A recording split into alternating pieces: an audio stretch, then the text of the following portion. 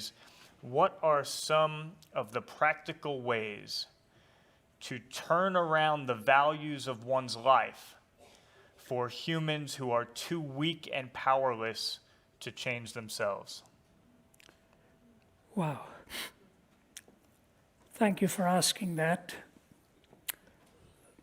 I know why you're using the word values, and if I may just tweak it a bit, it was actually Nietzsche who took the step from moral reasoning to the transvaluation of values. He preferred to use that word values, and it's a good word. But the fact of the matter is, it's beyond values to sound moral reasoning.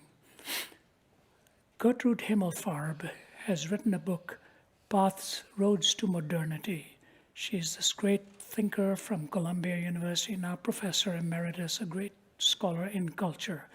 In her book, Roads to Modernity, she has an amazing chapter, so surprising, that I've had so many people write to me even before I bought it and said, get this, get this. She has a chapter dedicated to the impact of John Wesley and George Whitefield on the United States. And here's what she says. The difference between the United States and the United Kingdom on one side and Europe on the other side is, for the Europeans, rationalism was supreme. Reasoning, the ability to reason. And so you get all of these isms, from empiricism to rationalism to postmodernism to existentialism. All of these isms were birthed in Europe. The great philosophers of Europe, particularly in more middle times from Germany and France, prior to that the Italian philosophers and so on. But for them, reason was supreme. It was the pinnacle of how to answer questions. For America and England, it was not so. It was moral reasoning. That's what made America and the United Kingdom different. And Himmelfarb's point is the impact of Wesley and Whitefield was huge in the evangelical message that came to this country. And what was the message? The new birth. That was the message. Wesley repeatedly preached that message, that you must be born again. That took on pejorative terms for these sophisticates who don't like what it actually means. But what it actually means is, in the flesh, in the way you and I are, we simply not only don't have the ability, oftentimes we lack the will to be right. We have more the will to power and the will to autonomy. So it's not just so much that we don't have the power to do this, we give up even having the desire to do this. If you go to a Buddhist doctrine, they tell you all suffering will end if you cease to desire. Of course, stones don't desire anything. The human being has a will, a volition, and Jesus said you must hunger and thirst after righteousness. And how does this come about? This comes about with the new life that God puts in you, the new birth. But when Pilgrim talks about coming to the celestial, to the hill called Calvary, that burden falls off. The burden of sin rolls off, and the first angel says to him, "Son, thy sins be forgiven thee," the angel of dawn. Then you've got the angel of noonday that puts the mark on the forehead and a robe. New life is now going to be demonstrated. You are now a marked person for the kingdom. And the angel of dusk gives a scroll, and that scroll to give him directions to the eternal city. How brilliant is that? From a tinker who talked about the three realities once you come to Calvary. Sin falls off. You have a new mark and a new garb given to you, and you're given the directions of how to get to the celestial city. So the only way your life and mine can change is if it starts with that bag falling off our shoulders. Son, thy sins be forgiven thee. We may not all be as bad, but we're all as badly off. And those of you listening, I just say to you, even though you and I may not be eyeball to eyeball, I want to say to you, your problem and my problem is not out there. We're not running from anything out there. We're running from what's in here, the sinfulness of the human heart. Take that heart and put it into the hands of the only one who knows what to do with it. And then he fills you with the power of the Holy Spirit to give you the strength. New hungers, new strength, and a new destination. You are now heading towards that celestial city.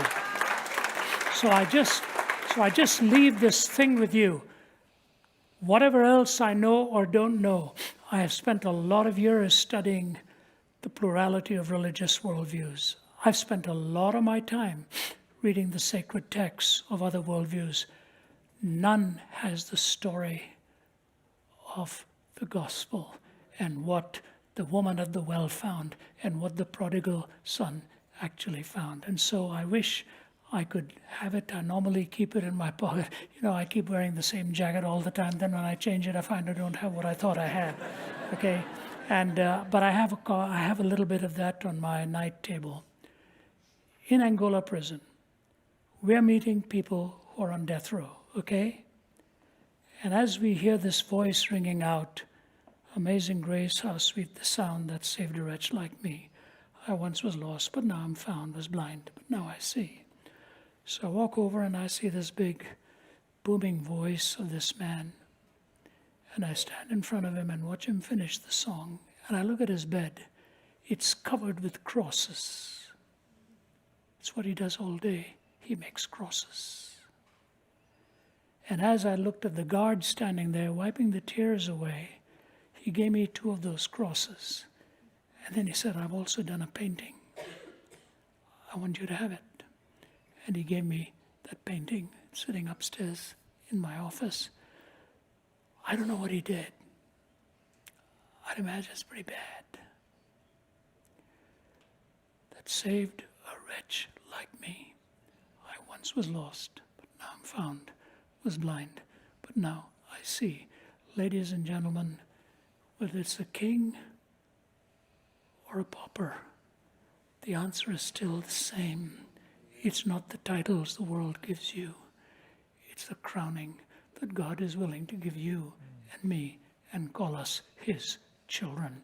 In your own strength, you will never succeed. Did we in our own strength confide, our striving would be losing. We're not the right man on our side, the man of God's own choosing. Strive and strive and strive, and you will fail. Surrender. Like a baby is fighting you, I have a few grandkids like that. And then suddenly they relax and the head is on the shoulder, and they're such a treat to hold in that. Relax in the arms of God.